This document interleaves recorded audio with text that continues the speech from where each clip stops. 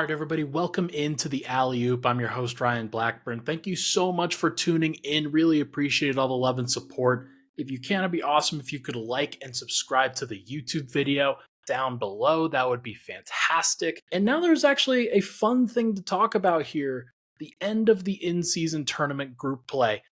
The final day is going to be on the day that you see this video, November 28th, Tuesday. I'm recording this on Monday, the day before, and I decided let's go through all of these scenarios. Let's go through all of the games that matter, I guess, in this upcoming day, just to see, hey, what are the teams that are going to be in this tournament? What are the teams what are they kind of playing for? How do these scenarios play out? It's going to be fun. So let's dive in. Let's start with Eastern Conference Group A. That's the first one on the standings sheet. Indiana, they're in. They go 4-0 in this group play, and they do a fantastic job. Tyrese Halliburton's really leading them to a great position. They are in the play-in turn, or not the play-in, the in-season tournament. Cleveland also has a possibility of being in. They just have to win by a lot in their next game. They're playing the Atlanta Hawks. They need to win by a lot in order to do that.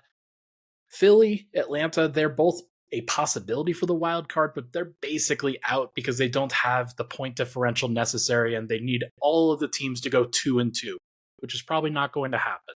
Detroit, they're definitely out. Next, Group B. Milwaukee is a win and in scenario. They are 3-0 and they have a plus 39 point differential on the season. They play at Miami though. And that could be a tough one. That's an interesting one. There's a lot of layers to that because of the Damian Lillard dynamic. Obviously, Miami's playing pretty good basketball right now, and they have, I think, a reason to really get hyped for this game. Jimmy Butler, very competitive player, and I think their entire group is very much built for a one-game wins-all kind of tournament play here with this particular matchup. Should be an interesting one between Milwaukee and Miami on Tuesday night. If Miami wins that one and New York loses, then Miami will win this group. That is an interesting dynamic. And then if New York wins, then there would be a three-way tie in that group, and point differential would be what differentiates who wins Group B. Group C, that's another interesting one that could be determined by point differential. Orlando right now, 3-1. They're currently sitting in pole position in that group. The problem is that Brooklyn already beat them.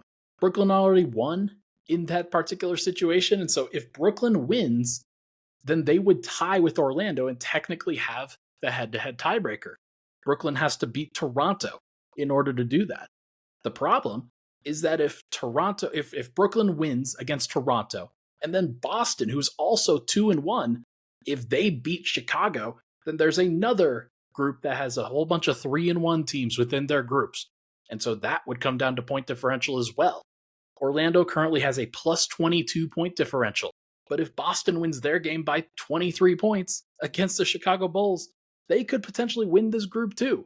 So it's very interesting and will probably come down to point differentials in which teams are going to win their particular groups. And then the wild card is just a nightmare for sure. That is something that is really going to have to be borne out based off of who goes 3-1, which teams can go 3-1. But you can get Cleveland, New York, Miami, Orlando's already there, Boston, Brooklyn. There's just a lot of different options. And if any of those teams go 3-1, then they have a chance, but it will be the ultimate point differential that differentiates which team is actually going to advance. So that's the Eastern Conference. Western Conference is a little bit simpler. West Group A is basically on lock. You've got the LA Lakers at 4-0. They have the top point differential, and they're already 4-0, so they have won their group.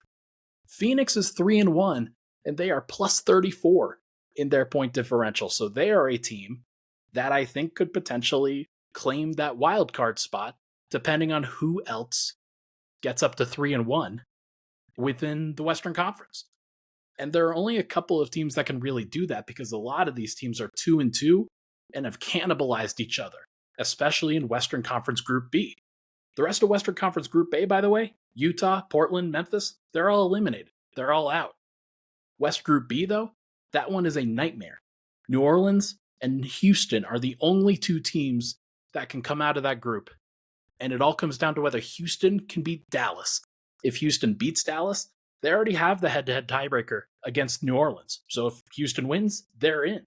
If Houston loses, then New Orleans is the team that advances, which kind of funny, kind of interesting to see how both of those teams probably not predicted to be the chosen winners at the beginning of the group play stage. They could both advance and they could both represent Group B, a team or a division that has the NBA champion Denver Nuggets and Luka Doncic and Kawhi Leonard and now James Harden in this group. So very interesting to see how this thing evolves. But it will be New Orleans or Houston in West Group B. And then West Group C, that is the one that's the most convoluted for sure. Sacramento's currently 3-0, but if they lose to Golden State, then they're at risk of being eliminated for sure. They've done a pretty good job with their point differential. Minnesota has not. They are 2-1, but they have a negative point differential right now, so they are basically beholden to how the other game goes between Sacramento and Golden State. That is a tough one. So all three of Sacramento, Minnesota, or Golden State could potentially advance. Golden State has to win against Sacramento, and then they have to maintain that point differential edge against Minnesota in order to actually get that done. That's going to be a tall task, but Sacramento, they still have plenty of ways to get in, even if they do lose, but they make things easy on themselves if they just win. If they win, they're in. If Minnesota, if Sacramento wins and Minnesota wins, Minnesota has to beat OKC by 38 points in order to improve upon Phoenix's point differential at plus 34. Because Minnesota's at -3 right now, and that is a tall task, to say the least, against a Shai Gilgeous-Alexander-led OKC Thunder. So, going to be tough, going to be interesting to see how that bears out.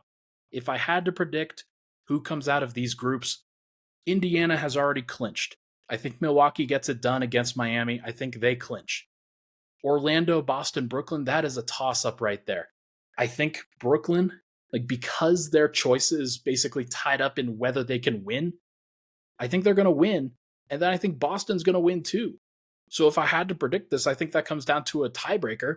If Boston wins, then all they have to do is win by 23 points against the Chicago Bulls, which they could certainly do. So it is a tall order for them to get it done, but it wouldn't surprise me if they start trying to run up the score. So I'm going to find it very fascinating to see which of those teams comes out of there. Orlando is still in pole position, though. I'm going to predict they come out. And then the wild card, let's predict Boston is the wild card team that emerges from that 2-1 morass of the Eastern Conference.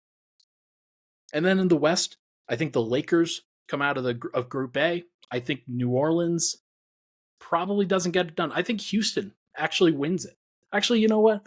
I'm going to change that. I think Houston loses to Dallas. Dallas, I think, gets it done at home against Houston, which eliminates them, makes them 2-2, and then New Orleans is 3-1. So they will take West Group B, and that'll be interesting to see. And I think Sacramento, I think they get it done at home against the Golden State Warriors. And if Sacramento wins, they're in. So I'm guessing that the Lakers win Group A, the Pelicans win Group B, the Kings win Group C, and then the Suns are the wild card team that comes out of Group A. Really fascinating to track this. Really interesting to see which team actually comes out, which team actually emerges from each of these groups. This has been a fascinating thing to track. I think there are things that the NBA can do better over the course of, the entire month of November next time they do this. There are ways that I think that they can improve upon building out the groups. I think the Lakers got a very easy group. Might have been targeted a little bit, might have been kind of facilitated. You put Utah and Portland in one group, and then you put Memphis in that group too, when you know that Ja's going to miss the entire thing. So that's tough. I think that there are ways that they could build out these groups a little bit better next time, but it's going to be fascinating to see what happens tonight. Thank you so much for taking the time. Really appreciate it. Hit that like button, hit that subscribe button down below, and make sure to go follow the Alley Oop on every social media platform. Thank you so much.